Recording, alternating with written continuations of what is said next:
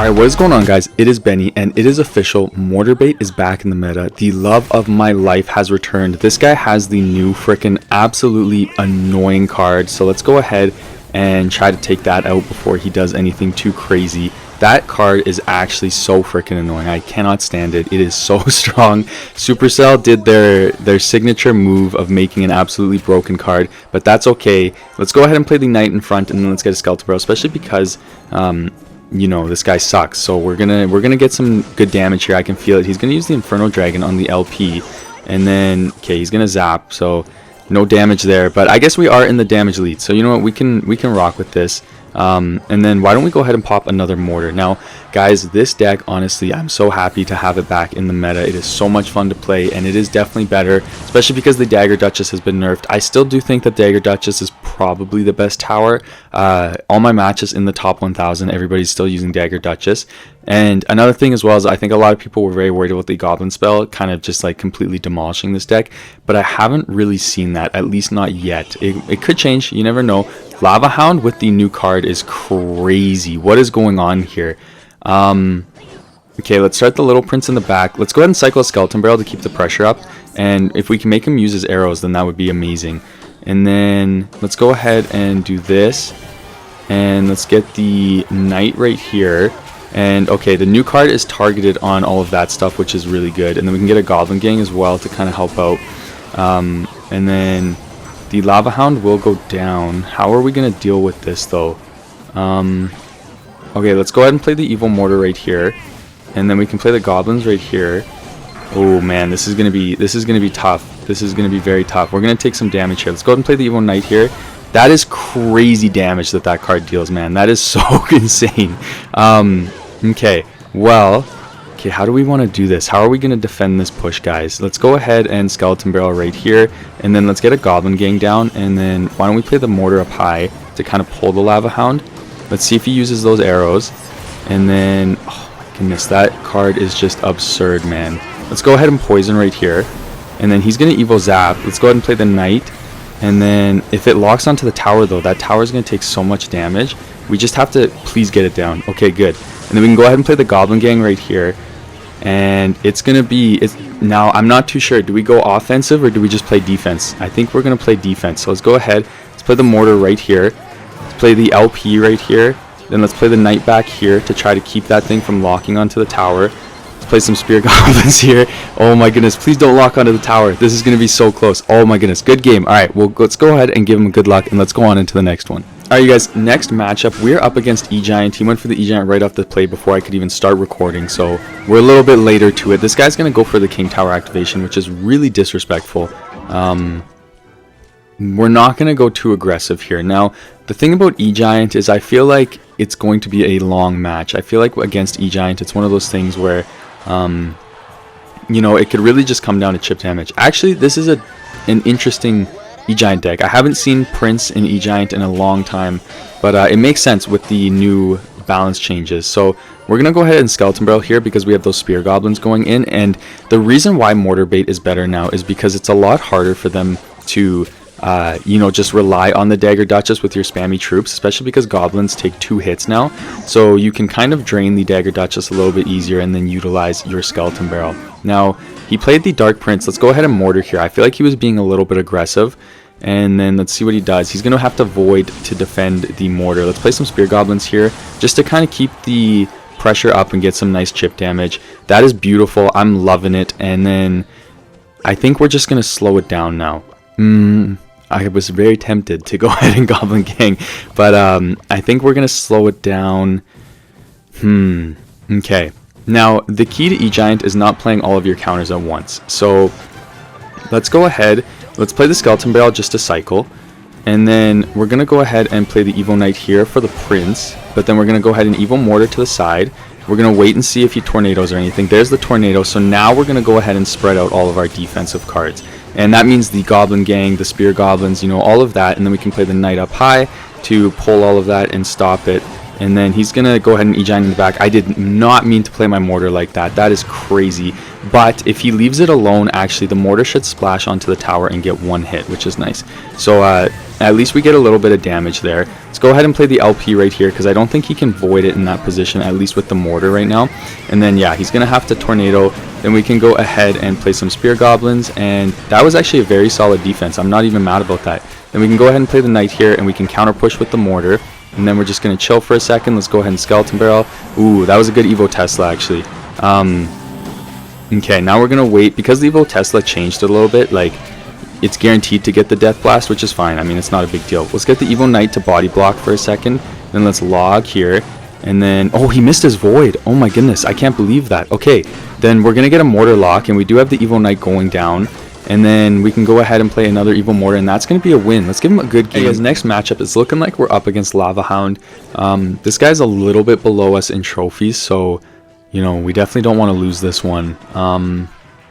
Okay, how do we want to play this? Let me think. Okay, he's going to go ahead and play the Lava Hound.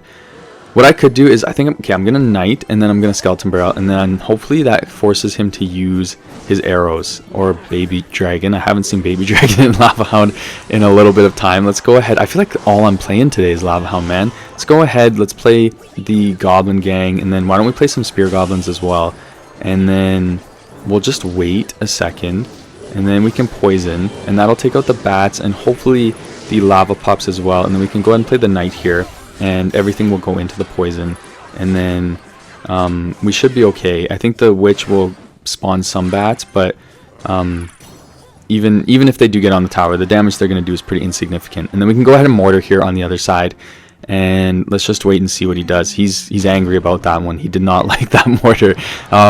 Let's go ahead. Let's just kind of chill for a second and see what he's going to rock with. I don't know if he has Void. I feel like I should just plan on him having Void, but I'm not 100% sure. Let's Little Prince really early so that we can maybe cycle back to a Void, or back to a Little Prince if he Voids. And then, okay, that was an interesting push there. Let's go ahead and do this, and then let's go ahead and Poison, and then let's get some Goblins here, and then let's get the Knight in front just to kind of protect. Did we Poison too early? I'm not too sure. I hope not. No, okay, we're chilling. Really easy defense there. I totally knew that we were going to defend that. And then we can go ahead and Evo Mortar here. And honestly, guys, you guys have been lighting it up lately, especially in the comments and, you know, just with all of your support. And I can't thank you guys enough for that, like, genuinely. So, you know, if depending on how this video does, I don't want to overdo it with content and, you know, make you guys fall behind. But if you guys want, I will post another video tomorrow, maybe even making a deck with the new legendary card if we're lucky.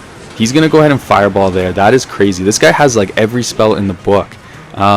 Let's go ahead and play the Goblin Gang here, and then we can just play the Evo Knight right there, and that's going to be a good defense, and he's not going to get the damage in time. So let's give him a good game, and let's go on into the next one. Alright, you guys, for the last matchup, I wanted to kind of do a little bit of a live commentary over one of my matchups, just so I can give you guys some information on how to play this deck in the new meta. So you'll see here, he went in with 6 Elixir, and honestly, that was the mistake that he made for like the entire match. Like, that's what costed him for like honestly the entire match. So you'll see here, because he used so much Elixir and I had such a good trade, I pressured him. And that's the key with Mortarbait, is you really do need to pressure people and kind of press your advantage. Like, when you have that Elixir advantage, you definitely need to take advantage of it. With Mortarbait, one of the things I always say is it's very rare that I wait until I have 10 Elixir. Usually I'll be playing at least something to kind of get myself, you know, as soon as I hit like 7 Elixir, I'm thinking about what my next play is. And so that's something that's really important. And obviously when you're playing against Dagger Duchess, you can't just throw stuff at it, but